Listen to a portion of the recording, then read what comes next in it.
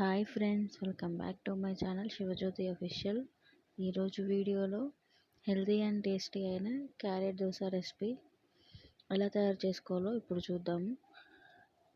ఈ వీడియోని స్కిప్ చేయకుండా చూడండి. ఫస్ట్ టైం కనుక నా ఛానల్ని చూస్తున్నట్లయితే నా ఛానల్ని సబ్స్క్రైబ్ చేసుకోండి, అలాగే లైక్ చేసి షేర్ చేయండి.